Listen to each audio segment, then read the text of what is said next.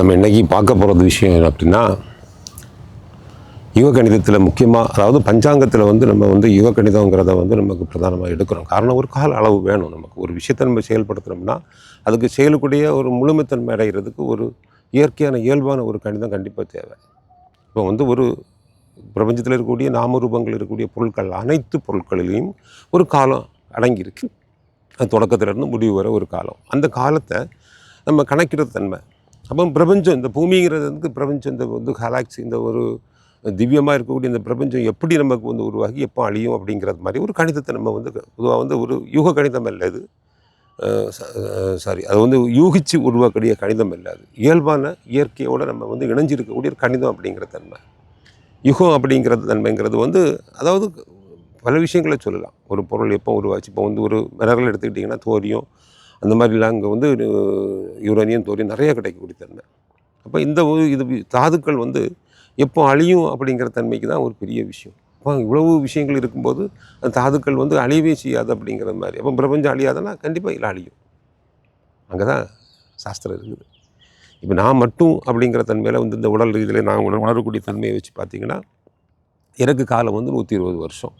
அப்போ இந்த 120 வருஷம் எப்படி நிர்ணயிக்கப்பட்டாங்க அப்படிங்கிற தன்மைக்கு பார்த்திங்கன்னா, அது 60 ஆண்டாட்டு பரிணமிச்சு 60 பொதுவாக இந்த பூமியில் இருக்கக்கூடிய அடித்தன்மை. அப்போ இந்த விதை உருவாகக்கூடிய ஒரு அடிப்படையிலிருந்தே வரக்கூடிய ஒரு காலத்தையும் அது வளர்ந்து முழுமை பெற்று அது தனித்தன்மையாக மாறி தனக்குன்னு ஒரு ஒரு ரிலீஃப், அதாவது ஒரு மாற்றத்தை உருவாக்கி கொடுக்குற அளவுக்கு ஒரு பக்குவம் வரக்கூடிய தன்மைக்கு 60 வருஷம் நிர்ணயிக்கப்பட்டிருக்கு. இப்போ அதில் 60 வருஷம் அப்படிங்கிறது மேன்மைப்பட்ட ஒரு வாழ்க்கை. ஒரு விதையாக இருந்து முளைத்து அது வளர்ந்து அது மேன்மையாகி அதுக்கு அடுத்த சர்க்கிளுக்கு அது தன்னை மாற்றிக்கொள்வது. அதாவது விதை பருவம், அதன் பிறகு வளர்ச்சி பருவம், முதிர்ச்சி, இந்த கனிந்தல் பருவம், அதன் பிறகு முதிர்ச்சி பருவம். இப்படி பருவங்களை நம்ம கணக்கிட்டு சொல்லலாம். எல்லா விஷயத்துலையுமே அப்படி தான். இப்போ நம்ம 120 வருஷத்தை 4ஆக கணக்கிடும்போது அதுக்கு ஒரு கணிதம் இருக்குது. அப்போ 20, 40, 60, 80 அப்படிங்கிற தன்மையில் 4ஆக கணக்கிடலாம். இந்த மாதிரி தான் அந்த கணிதத்தை நிர்ணயிக்கப்பட்டிருக்கிறாங்க. அப்போ எனக்கு 120 வருஷ வாழ்க்கையை நான் பொதுவாக 4ஆக டிவைட் பண்ணி, அது பிறவியிலேருந்து நம்ம ஆரம்பிக்கும். பிறப்புங்கிறது ஒரு 0. அது அதிலேருந்து 12 வருஷம் உபநயனம், அது பிறகு 24 வருஷம் பிரம்மச்சரியம், அதில் பிறந்த 36 வயசு கிரகஸ்தன், அதன் பிறகு 48 வரை வானப்பிரஸ்தம், அதன் பிறகு 60 வருஷம் சன்னியாசம் அப்படிங்கிற தர்மங்களை நிர்ணயிக்கப்பட்டிருக்கிறாங்க. இந்த 5 தர்மங்களும் வேதத்தில் சொல்லப்பட்டிருக்கக்கூடிய ஒரு மனித வாழ்க்கைக்குரிய குணாதிசயங்களை பரிணாமத்தை அடுத்த கட்டத்தில் நம்ம கொண்டு போகக்கூடிய விருத்தி உணர்வுகள். விருத்தினா வளர்ச்சி, வாழ்வுணர்ச்சி. அது அழிக்கக்கூடியதில்லை. இதிலிருந்து நம்ம வளர்ந்து வரக்கூடிய உணர்ச்சி சொல்லக்கூடிய விஷயம் தான் அது. அப்போ அந்த மாதிரி ஒரு காலக்கிரமங்களை நிர்ணயிக்கிறதுல பெரிய விஷயங்கள் இருக்குது. அந்த விஷயத்தை தான் நம்ம யுக கணிதமாக நம்ம கொண்டு வரோம். ஏன்னா யுக கணிதங்கிற ஒரு பேட்டர்ன் உருவாகிட்டுனா அது எல்லா பொருளுக்கு மேலேயுமே அது என்ன செய்யணும், அப்ளை ஆகணும். தனித்தன்மையாக எனக்கு மட்டும் இல்லைன்னா காலத்தை உருவாக்குறது. நான் கழிஞ்சு போனாலும் அந்த காலத்துக்குடைய பேட்டர்ன் இருந்துக்கிட்டு தான் இருக்குது. இப்போ பொதுவாக தண்ணிக்கு கொதிநிலைன்னு சொல்லி 100 டிகிரி. இது நான் இருந்தாலும் சரி தான், எந்த ஒரு உயிரினம் இருந்தாலும் சரி தான், எந்த இருந்தாலும் சரி, அந்த வெப்பநிலை 100 டிகிரிக்கு எப்போ வருது அப்போ தண்ணி கொதிக்கும் அப்படிங்கிற ஒரு கான்செப்ட். இது அதாவது இதெல்லாம் பொதுவாக இயல்பான விஷயங்கள். இது நித்திய, அதாவது அனித்தியம் அல்ல. நித்திய அம்சத்தில் அது சத்திய அம்சம், அது உண்மை அம்சம். அப்போ அந்த உண்மைங்கிறத யாராலும் மாற்ற முடியாது. தீங்கிறது சுடக்கூடிய தன்மை, அதுக்குன்னு ஒவ்வொரு வெப்பநிலைகள் இருக்குது, ஒவ்வொரு மாற்றம் இருக்குது, ஒவ்வொரு விஷயங்கள் இருக்குது. இதெல்லாம் ஒரு கணிதத்துக்கு உட்பட்டது தான், இது இயற்கைக்கு உட்பட்டது தான். அதை மீறி அந்த செயல் நடக்காது. அப்போ நம்ம உடம்பில் இருக்கக்கூடிய அனைத்து உறுப்புகள்லையும் இருக்கக்கூடிய இயக்கங்களும், அனைத்து உறுப்புகளில் இருக்கக்கூடிய மாற்றங்களும், கெமிக்கல் பயோ சம்பந்தப்பட்ட விஷயங்களும் எல்லாமே ஒரு காலத்துக்கு உட்பட்டிருக்குது. அதான் ஏற்கனவே நான் அதுக்கு முன்னாடி சொல்லியிருந்தேன் உங்களுக்கு, முதல்ல கடைசியில் சொல்லியிருந்தேன். இரத்தங்களில் விளையாடுகளுக்குடைய காலக்கிரமங்கிறது 120 நாள். அப்போ அந்த 120 நாள், நம்ம 120 வருஷம் இப்படிங்கிறதெல்லாம் ஒரு பேட்டர்ன். 1 to 0.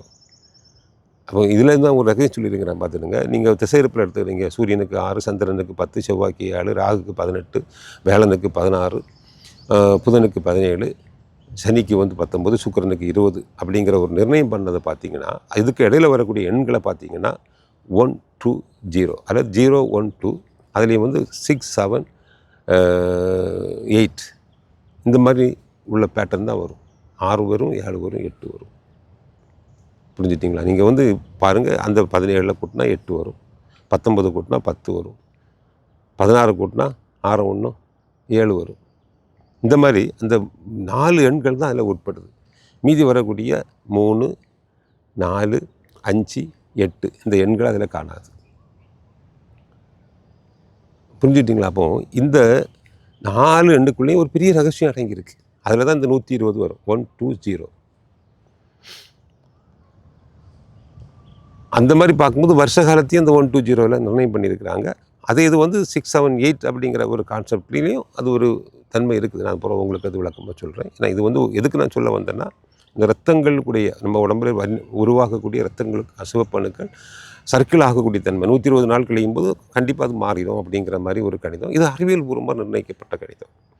அப்போ அந்த 120 நாளும் அது எந்த மாதிரி ஃபங்க்ஷன் ஆகுது அப்படிங்கிற அறிவியல் பூர்வமாக என்ன அதை வந்து நிர்ணயம் பண்ணலை. 120 நாள் ஒவ்வொரு நாளும் என்னென்ன மாடல் இருக்கும், என்னென்ன தன்மையில் இருக்கும், என்னென்ன மாற்றங்களை கொண்டு வரும், அது என்னென்ன வளர்ச்சி அடையும் அப்படிங்கிற கணிதம் வந்து அறிவியல்லையும் இல்லை, எந்த இதுலேயும் இல்லை. சொல்லுவாங்க இந்த கவுண்டு வந்து இந்த 120 நாள் கழித்து பார்க்கும்போது அதில் வேரியேஷன் இருக்குது. அப்போ 120 நாளில் அது வந்து அதுக்குடைய ஒரு ஸ்டாட்டிஸ்டிக்ஸை எடுத்து அதுக்குரிய ஒரு ஈக்குவேஷனை பார்க்கும்போது ஒரு டேலி பண்ணும்போது அதுக்குடைய பர்சன்டேஜ் பார்க்கும்போது உங்களுக்கு 120 நாள் கரெக்டாக வருது அப்படிங்கிற மாதிரி தான் ஒரு கணிதம் சொல்கிறாங்க. எவ்வளோதான் டெக்னாலஜி வளர்ந்தாலும் 120 கூடிய ஒரு ஆரம்ப கணிதம் இல்லை. ஆனால் இதில் சாஸ்திரத்தில் நம்மக்கிட்ட இருக்குது. 120 வருஷத்துக்கு வந்து சூரியன் 6 இந்த மாதிரி ஒரு பேட்டர்னை க்ரியேட் பண்ணி வச்சுருக்கிறோம் நம்ம. இந்த பேட்டர்ன் பிரகாரம் தான் அந்த பிளட்டில் மாற்றங்கள் ஏற்படும் மாதிரி, நம்ம உடம்புல மாற்றம் ஏற்படும் மாதிரி, பிரபஞ்சத்தில் மாற்றம் ஏற்படும் மாதிரி. இப்போ புரியுதா உங்களுக்கு? இப்போ திசை கணிதம் இந்த மாதிரி நிர்ணயிக்கப்பட்டிருக்காங்க அப்படின்னு. அது பூமியை சார்ந்த உள்வட்டம் வெளிவட்டங்கிற கிரகம் அதில் இருக்கக்கூடிய கிரகங்களுக்கு அமைப்பை வச்சு எது எந்தெந்த காலகட்டங்களில் என்னென்ன தன்மை செய்யுது அப்படிங்கிற தன்மை. அதில் முக்கியமாக நான் வந்து ஆய்வுக்கு எடுத்திருக்கிறது லக்னம். அது எல்லாருக்கும் உங்களுக்கு தெரியும். அப்போ திவ்ய யோகத்தில் வந்து மாறாத ஒரு பொருள் வந்து லக்னம். உயிர்த்தன்மை. இந்த உயிர்த்தன்மைக்கு இருக்கக்கூடிய என்னென்ன பொருள் வந்து திவ்யமாக இருக்குது அப்படின்னு பூமியில் பார்க்கும்போது அது நிறைய பொருட்கள் வந்து திவ்யமாக இருக்குது. மாறாதது, அழியாதது, சிதையாதது. அதாவது எப்படி நமக்கு வந்து அது வந்து ஒன்றை உருவாக்க முடியாமல் அது இயல்பாக எப்பவுமே அது எந்த மாதிரி சூழ்நிலைகளில் வருது அப்படிங்கிறத கணிக்க முடியாத அளவுக்கு ஒரு நிர்ணயிக்கப்பட்ட ஒரு காலம்தான் இந்த திவ்யம் அப்படிங்கிறத. திவ்யத்தை தன்மையை பொருளை வச்சு தான் நம்ம திவ்யத்தை நிர்ணயம் பண்ண முடியும். ஒரு அனுமானம், ஒரு அனுபவம் வரும்போது தான் ஒரு பொருளை வச்சு தான் நம்ம இது திவ்யம் அப்படிங்கிற தன்மையை நிர்ணயிக்க முடியும். திவ்யம் அப்படிங்கிறது வந்து இயல்பாக எப்பவும் மாறாமல் இருக்கக்கூடிய விஷயங்கள். அது வந்து நம்ம வந்து சொல்லிடுவோம் உயிர் அப்படிங்கிற தன்மை அல்லது ஆத்மா அப்படிங்கிற தன்மை அழியாதது, சிதையாதது, மாறாததுன்னு சொல்கிறோம். ஆனால் கண்டிப்பாக அது இல்லைங்க. இந்த பிரபஞ்சமே வந்து அழியாதது, மாறாதது, சிதையாதது. அப்போ அது திவ்யமாக இருந்தாச்சுன்னா அது சொர்க்கம். இப்போ ஒரு பொருள் இருக்குது, அந்த பொருளுக்கு உண்மைத்தன்மை எனக்கும் தெரியுது, அந்த என்னை பற்றின உண்மைத்தன்மை அந்த பொருளுக்கும் தெரியுது. எனக்கு உள்ள விஷயத்தை நான் செய்துகிட்டு இருக்கிறேன், அந்த பொருளுக்குள்ள விஷயத்தை அது செய்துட்டு இருக்கிறது. அப்போ எனக்கும் பொருளுக்கும் உள்ள ஒரு ரிலேஷன்ஷிப்புங்கிறது வந்து ஃப்ளோயிங்காக இருக்குது, அது இயல்பாக இருக்குது. அப்போ இதில் ஏதாவது முரண்பாடு வருமா? கண்டிப்பாக வராது. அப்போது இந்த திவ்ய யுகத்தில் இருந்து தான் சில சாப்டர்கள் வந்து நமக்கு வந்து குடும்பமாக பரிணமிச்சு, அது வந்து நகரமாக பரிணமிச்சு, மாற்றங்களை கொண்டு வந்து ஒரு வாழ்வியல் அமைப்பை உருவாக்கி இருக்கிறது எல்லாமே திவ்யத்திலிருந்து வந்தது தான். அப்போ திவ்யமான பொருள் எது? அப்போ திவ்யங்கிறத அறியும் போது திவ்யம் தான் என்னை தொட முடியும். காரணம் திவ்யத்தில் இருக்கக்கூடிய உண்மை தான் என்கிட்ட இருக்கக்கூடிய உயிர்த்தன்மைக்குரிய ஒரு கனெக்டிவிட்டி. அப்போ திவ்ய யுகம் அப்படிங்கிறத கணிக்கும் போது தான் அதில் ஒரு விஷயமான பிரதானமான தன்மையை காணிக்குது. அப்போ இயற்கையாக இருக்கக்கூடிய இயல்பு உணர்வுக்கும் இப்போ இருக்கக்கூடிய வாழ்வியலுக்கும் ஒரு கம்பாரிஷனை பண்ணுறது தான் திவ்ய யுகம். அப்போ இந்த திவ்ய நான் வாழ்கிறது சரிதானா, எனக்கு எண்ணங்கள் சரிதானா, எனக்கு சித்தத்தில் பதிவாக இருக்கக்கூடிய ஆல்ரெடி இருக்கக்கூடிய அந்த பதிவுகளுக்குடைய குணாதிசயத்தையும் நான் இப்போ செயல்படுத்தக்கூடிய குணாதிசயம் உண்மைதானா. அப்போ தர்ம கர்மம் எங்கே பதிவாகுதுன்னா சித்தத்தில் பதிவாகுது. சித்தம் என்ன சொல்லுது? நீ இதை வந்து சாப்பிடாத, நல்லா இருக்காதுன்னு சொல்லுது. அதாவது எனக்கு புத்தி என்ன சொல்லுது? மனம் என்ன சொல்லுது? வெளியே இருந்து பார்த்துட்டு அழகுங்கிற தன்மையில் எனக்கு இப்போ வேணும்னு சொல்லி நிர்பந்தப்படுத்தின நானுங்கிற அகங்காரத்தில் வந்து ஒரு புது பதிவுகளை நம்ம பதிவு வைக்கிறோம். அப்போ அந்த சித்தத்தில் இருக்கக்கூடிய பதிவுகள் தான் பிரபஞ்சம், நாம் உருவம். இப்போ எனக்கு ஒரு பொருள் வேணும்னா அந்த பொருளை நான் கொண்டு வர்றேன், பார்க்குறேன், நான் எனக்கு அனுபவிக்கிறேன். அனுபவிக்கும் போது எனக்கு என்ன உணர்வுகள் வந்து அதை நான் வந்து சித்தத்தில் பதிவு பண்ணி வைக்கிறேன். ஒரு மரம்னு எடுத்துக்கிறோம், நம்ம மரம் எங்கே இருக்குது, வெளியே இருக்குதா உள்ளே இருக்குதான்னு பார்த்தா கண்டிப்பாக வந்து நம்ம உள்ளுக்குள்ளே தான் இருக்குது. அப்போ சித்தத்தில் இருக்கக்கூடிய விஷயங்கள் தான் வெளியே பரிணமிக்குது. இப்படி நிறைய ஆய்வுகள் காரியங்கள் பார்க்கும்போது தான் திவ்ய யுகம் கணிதம். இப்போ நம்ம பஞ்சாங்க பிரகாரம் பார்த்திங்கன்னா 5 வருட கணிதம், தர்ம யுக கணிதம், திவ்ய யுக கணிதம், இந்த 3 கணிதமும் இயற்கை சார்ந்த கணிதங்கள்.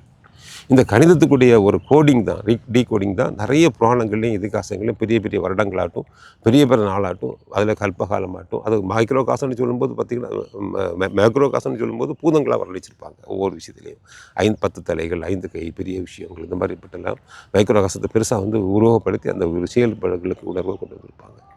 அதில் நம்ம முக்கியமாக பார்த்திங்கன்னா உங்களுக்கு வந்து பொதுவாக வந்து ராமாயணம் படிங்க, இது தப்பு இல்லை. ஆனால் கதையாக படிக்கும்போது அதில் எல்லாம் இருக்கக்கூடியது மைக்ரோ காசம், மேக்ரோ காசம். அது இப்போ பருப்பொருளாக இருக்கும், பெரிய உருவகப்படுத்தி எடுத்துக்காட்டு உண்மை அணியாட்டு பெருசாக சொல்லியிருப்பாங்க. ஆனால் அதுக்குள்ளே மைக்ரோ காசத்தை உள்ள உணர்வை நம்ம பார்க்கும்போது அது யோகா வசிட்டு சாரம் படிக்கணும். அதில் தான் காலத்தை பற்றின, சித்தத்தை பற்றின, புத்தியை பற்றின, அகங்காரத்தை பற்றின ஒரு வடிவங்களை அழகாக சொல்லி அதை நிர்ணயிச்சிருப்பாங்க. அப்போ ஒரு கதையாடலில் ஊட இருக்கக்கூடிய ஊடு அப்படிங்கிற தன்மையை உணரும்போது அது ஞானமாக மாறும். அப்போ திவ்ய கணிதம் அப்படிங்கிறதுக்கு முக்கியமாக அது நம்ம வந்து வெளியே இருக்கக்கூடிய இந்த இப்போ நம்ம கணித்து அந்த கணிதத்துக்கு உள்ளே போய் கிளாசிக்காக நம்ம வாழ்கிறத விட கோண்டத்தில் இருக்கக்கூடிய இயல்பாக இருக்கக்கூடிய கணிதத்தை நம்ம கணித்து வாழணும் அப்படிங்கிறதுக்காக வேண்டி தான் என் ஆண்டிமார் எங்கள் அப்பமார் ஒரு சித்தர் திருநடன பஞ்சாங்கம் அப்படிங்கிறத உருவாக்குறது மாதிரி ஒரு ஆரம்ப கட்டத்தில் தான் நம்ம இப்போ இருக்கிறோம். அதுக்காக வேண்டி தான் இந்த பதிவுகள். அதனால் இப்போ நம்ம பார்த்துருக்கக்கூடிய விஷயத்தில் நல்லா புரிஞ்சுக்கிடுங்க. எனக்கு தொடர்ந்து நீங்கள் இதை கேட்கும்போது உங்களுக்கு தெரியும் 5 வருட கணிதம், தர்மயுக கணிதம், திவ்யயுக கணிதம், இந்த 3 தான் நமக்கு வந்து முக்கியமாக கணிதத்தில் ஒத்து வரக்கூடிய விஷயங்கள். இந்த 5 சட்டங்கள் அப்படிங்கிறது நிர்ணயிக்கப்பட்ட ஒரு ஃப்ரேம் ஒர்க்கு. அதில் வந்து பார்த்திங்கன்னா உங்களுக்கு இந்த தர்மயுக கணிதம் அப்படிங்கிறது அந்த சூழ்நிலைக்கு தகுந்த ஒரு விருத்தி ஆகக்கூடிய குணாதிசயத்தில் வரக்கூடிய செயல்பாடுகள். இப்போ நான் என்ன பேசிக்கிட்டு இருக்கிறேன்னு வச்சுங்களேன், திடீர்னு ஒரு ஆள் வந்துன்னா அது மாறும், அது ஃப்ளெக்சிபிளாக மாறும் கண்டிப்பாக. அப்போ இயல்பாக இருக்கக்கூடிய உணர்வுகளில் ஒரு மாற்றம், ஒரு குழும உணர்வு வரும்போது மாறுது, சூழ்நிலைகள் மாறுது. அப்போ அதான் இடம் பொருள் காலத்துக்கு தகுந்தவாறு மாறுது. மாறிய தன்னை வடிவமைச்சிக்கிட்டு அதில் பரிணமிக்குது. அப்போ பரிணமிக்கும் போது அந்த மாறக்கூடிய பொருட்கள் என்ன தொடர்பு கொள்ளக்கூடிய பொருட்கள் எல்லாமே இயற்கையாக இருந்தால் அது இயல்பாக இருக்கும். அது இயல்பாக இருந்தால் அது முரண்பாடு வராது, போராட்டம் வராது, போட்டி ஏற்படாது. அப்போ அது வந்து உண்மையான ஒரு வாழ்வியல் அமைப்பு, அது இயற்கையோட சார்ந்த வாழ்வியல் அமைப்பு. மாற்றங்கள் அது வந்து பரிணமிக்கும் போது அதை அக்செப்ட் பண்ணி மாற்றங்களை கொண்டு வரும். அது வந்து பொதுவாக ஜனன மரணாதிகளை கடந்த ஒரு வாழ்வியல். திவ்ய உலகத்தில் இருக்கிறது எல்லாமே ஜனன மரணாதி. ஏன்னா மரணங்கிறது வந்து அவங்களுக்கு உணரத்தன்மை. படுத்துட்டு எந்திரிக்கிறோம், அடுத்த நாள் என்ன நடக்க போகுதுங்கிறது வரையில் அவங்களுக்கு தெரியும். ஆல்ரெடி உண்மை இருக்குது.